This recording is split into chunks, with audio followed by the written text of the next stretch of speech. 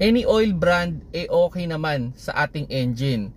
Make sure lang natin na kung gasolina yung makina natin ay pang gasolina yung gagamitin natin, at kung diesel naman yan ay pang diesel din.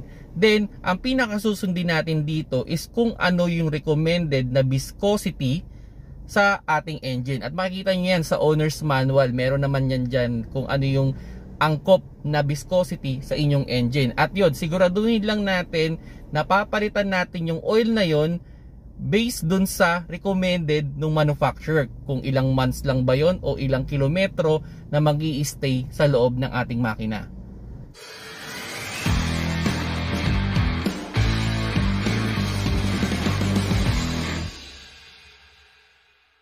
Hello mga paps, I'm Kuya Shane at naka-receive ako ng question, ano daw ba yung mare-recommend kong oil?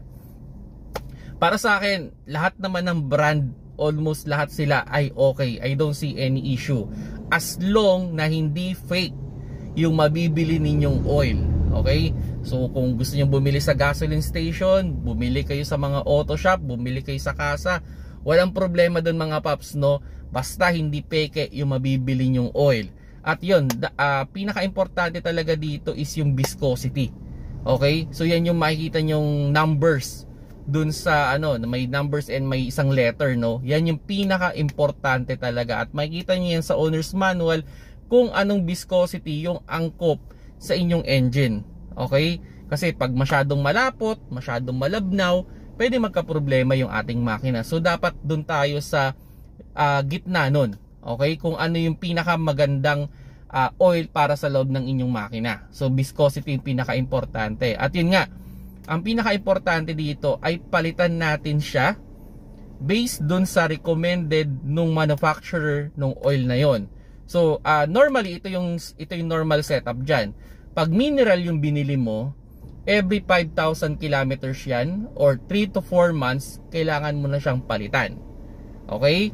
Kasi pag pinatagal mo yan, pwede nang lumapot yung oil or pwede na mag-sludge yan. Or halimbawa naman, semi-synthetic naman yung nagugustuhan mong ilagay, at least mga around 7 to 8,000 kilometers yan pinapalitan, or 4 to 5 months naman. Okay? Now, kung fully synthetic naman yung ilalagay mo, ang pinaka-recommended sa fully synthetic is every 6 months, pwede naman up to 7 months, goods pa yan, or 10,000 kilometers. So kung ano man yung mauna.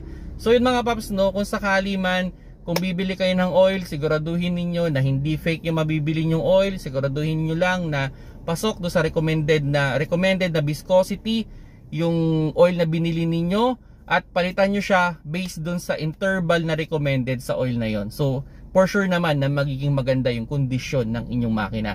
Kung nagustuhan nyo yung video, paki-like na lang mga paps.